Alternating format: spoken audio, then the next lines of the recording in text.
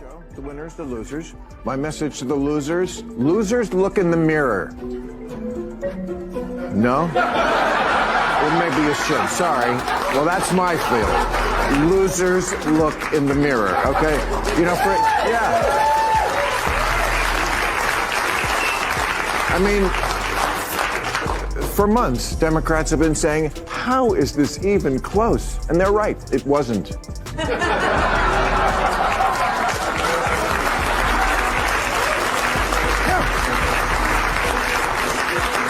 They could not conceive of a second Trump term, but they should have. When does America ever turn down second? I mean, you've probably heard of The View, that daytime talk show, famous for its lively debates. But let's be honest, those discussions often skew in one direction and leave little room for opposing viewpoints. Ira Glasser, former longtime head of the ACLU, talking about free speech.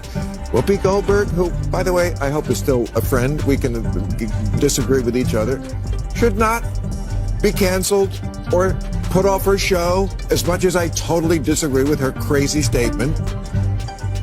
Free speech. She should be there. She shouldn't get a timeout.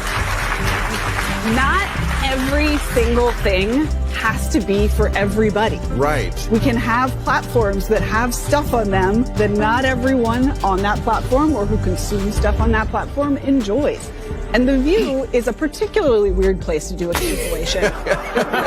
It's called The View? It's called The View. It's not called The Facts. Yeah, but isn't it interesting that it's called, I mean, I don't think they meant this when Barbara Walters invented it a long time ago, but it's The View. Well, that's the problem in America. But there is one view, right, and one that's clearly true opinion, and everybody else can go sit in the corner. But things took an unexpected turn when Bill Maher showed up. Maher isn't one to smile politely and play along. He came out swinging, delivering blunt truths that sent shockwaves through the entire studio. Kamala was on Saturday Night Live, as the losing candidate often is. It worked so well for Hillary. Let's run that back. And it just made me think, I'm sure every single member of the Saturday Night Live cast was a Harris supporter. But what if one of them wasn't? What if one of those cast members was for Trump? Would they have felt comfortable saying so? I really don't think so. They would have had to keep it to themselves. That's not a good place for us to be. I remember when, and that happens even more on the left. And I remember when Elon Musk hosted, and this is well before he was a Trumper. This is 3 or 4 years. He was just the richest man in the world. And a number of the cast members on Saturday Night Live, they didn't want to deal with him. They didn't exactly boycott, but they made it plain. And I was thinking, really? You have Elon Musk on your show for a week. You could talk to one of the most interesting, brilliant people the world has ever produced, even about this issue that bothers you so much, that he's so rich and lots of people aren't. But no, you don't want to even deal with him. That's what I hate about the left. You're brats and you're snobs. No filters, no fluff. Maher called them out, face to face, for turning the show into an echo chamber. He criticized them for pushing a one-sided narrative under the guise of open discussion. And for once, someone on that stage finally spoke the truth. Israel 5 times. They've started 5 wars since they were given that land back. They could have chosen to turn that place into any place they wanted to, and they took a lot of money that they took from the international community and they spent it on bombs and guns and building tunnels. So if they need to be destroyed, how do we do that? It's a war. I don't know how to do that, and you don't know how to do that. I assume the Israeli... Of course, everybody is, but that's what happens in a war. Here's a way to stop that. Stop attacking Israel. Tension hit a boiling point. Bill Maher didn't just criticize The View.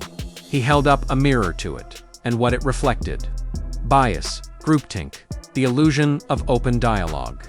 But Maher didn't stop at critique. He lit a fire. With that unmistakable, I'm not here to make friends energy, he came straight for the jugular, not just of the show, but the media culture it represents. Before we go deeper, hit that subscribe button. It fuels this channel, keeps these unfiltered stories coming, and supports honest conversation in a world addicted to safe scripts. Let's grow this together. Now picture this. Camera pans to Bill Maher, center stage on The View's cozy couch. The hosts, smiling politely, ready for the usual round of daytime banter.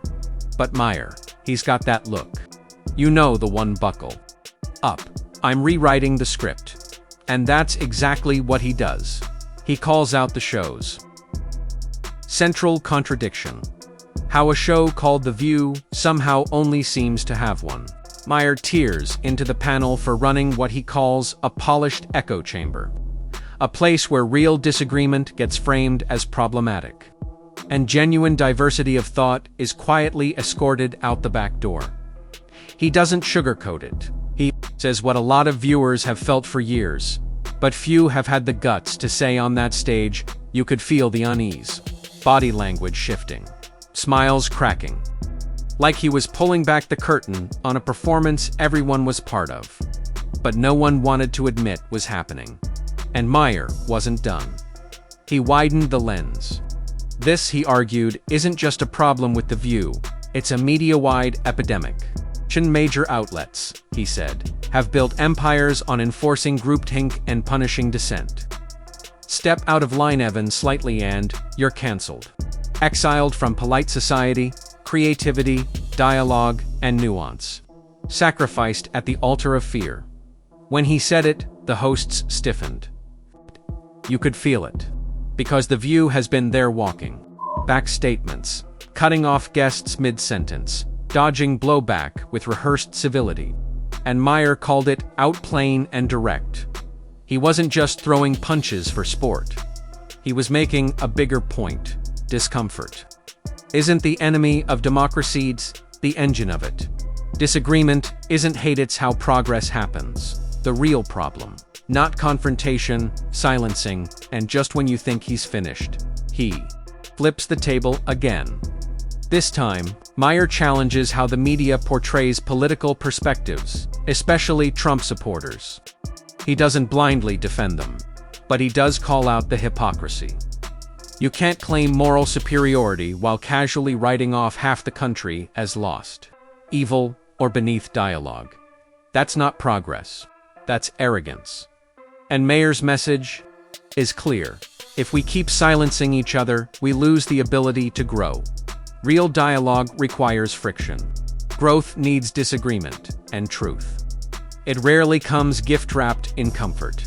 The whole point is they didn't vote for him because of racism and misogyny. They voted for him because they felt like, I think the biggest common denominator in this election is people want a good life and ability to provide for their family. Well, whether we agree or not with Donald Trump's plans, black people they thought that he was reflective. One of the poorest demographics in this country, but they voted for Kamala Harris. But there was a split, and more of them voted for Donald Trump than had historically. I think that there's such a desire. If you really think the vast majority of this country voted because of racism and misogyny, you're missing it. Most of my family, a lot of my family doesn't have college degrees. But the stats are the stats. But that's not, it doesn't say I'm white, I voted for Donald Trump because of racism. That's not, let me just ask, what stat are you talking about? Let me just dissect the two. Yes, you can. There's a lot hold on. Tension hit its peak. Bill Maher didn't just critique The View. He cracked it wide open. What stared back from the mirror, he held up. Bias, groupthink, the illusion of real conversation. But Maher didn't stop at observation. He lit a match. With his trademark, I'm not here to play nice energy, he went straight for the core, not just of The View, but of the media culture it represents. Before we dive in, make sure to hit that subscribe button. It powers this channel, keeps the raw truth coming, and fuels honest talk in a world addicted to pre-approved narratives. Let's build something real together. Now, picture this. Maher, front and center on The View's familiar pastel couch. The hosts, flashing polite smiles, expecting a light segment. But Maher, he's got that look, the one that says, brace yourself. I'm not reading from your script. And he DOESN. Single quotes. He calls out the elephant in the room. How a show called The View somehow only ever offers one.